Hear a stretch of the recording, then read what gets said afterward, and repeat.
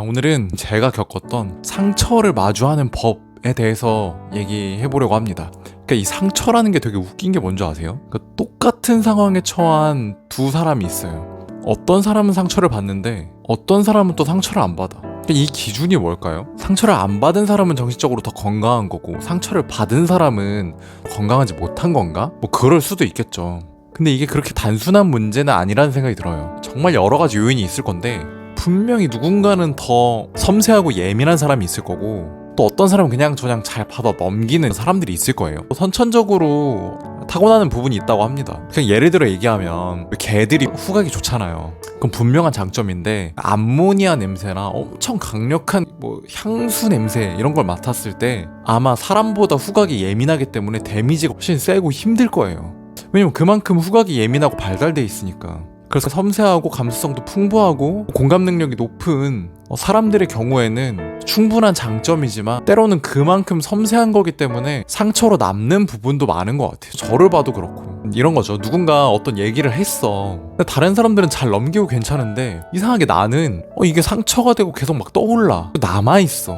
표정 관리가 잘 안 돼. 근데 이게 내가 이상한 게 아니거든요. 남들과는 조금 섬세한 정도? 예민한 정도가 다르다. 이런 건데 내 이제 표정 관리 안 되니까 다 드러나잖아.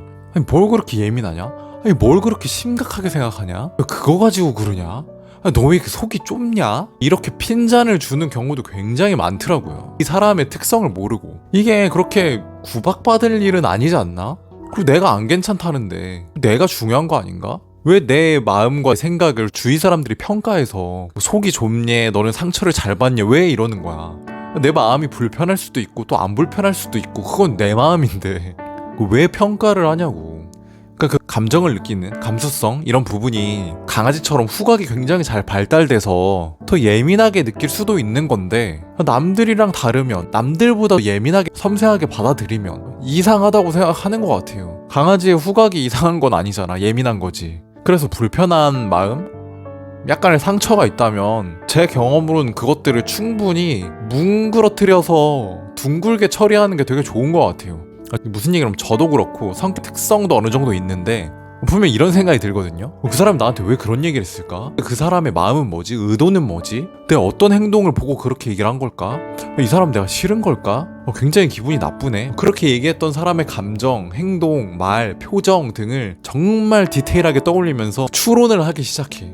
거의 명탐정 코난이야. 사소한 단서도 놓치지 않으려고 해. 내가 이 행동에서 이렇게 해가지고 저런 얘기를 했나? 그 얘기할 때 그 사람 표정이 어땠더라? 다 떠올려요. 근데 이게 문제가 있어. 그렇게 하면 할수록 그때 당시 상황의 아픔과 감정들이 계속 떠올라. 그러니까 어떤 상처가 이렇게 났어요. 근데 그 상처가 다 아물지 않았는데 이거 뭐지? 이러면서 계속 긁어서 파는 느낌. 그 아물지 않은 딱지를 계속 건드려가지고 상처가 덧나는 느낌이 들 때가 있더라고요. 저도 제 기준이지만 때로는 상처라는 게 그냥 연고 바르고 냅둬야 될 때도 있는 것 같아. 그 상처가 충분히 회복할 시간도 필요하고 또 내 기억 속에서 디테일한 것들이 잊혀지는 시간들이 분명히 필요한 것 같아요. 그래서 너무 섬세하고 디테일하게 상처와 감정들을 분석해보고 추리해보고 좀 덜어낼 필요가 있다고 생각해요. 이게 저도 잘 안 돼. 연습해 가는 거죠. 그럴 때마다 제가 하는 생각이 그럴 수도 있다. 내 인생에 저 말은 그렇게까지 필요는 없는 말이었다. 그건 너의 생각이고 이런 다짐으로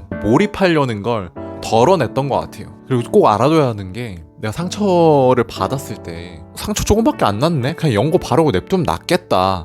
오늘 얘기했던 것처럼 이렇게 해결이 되는 건지 아니면 병원 가야 될 사이즈로 여기가 찢어졌어. 그래서 이거는 의사나 전문가한테 상처를 보여줘야 돼. 이렇게 구분해내는 것도 굉장히 중요하다고 생각해요. 그거는 매번 연습해가야 되는 부분인 것 같아요. 굉장히 충격적인 말, 모욕감이 드는, 수치심이 느껴지는 윤리적 선을 넘는 말들 듣고 상처와 충격에 빠졌다면 오늘 얘기한 방식대로 처리하면 안 되죠. 나 혼자 처리하는 수준의 상처가 아니기 때문에 전문가한테 보여줘야지. 상담심리센터에 방문하던 정신과 전문의를 모시는 게 좋을 것 같아요. 다음번에는 저도 굉장히 상처가 많은 청소년 아이들을 만나다 보니까 좀 더 딥한 이야기 들을 해볼게요. 사실 오늘 얘기한 부분은 저번에 그 스트레스 대처하는 것과 약간 비슷한 것 같아요. 그치만 조금 다른 도움이 되는 인사이트를 줄 수 있지 않을까 해서 영상을 만들게 되었습니다.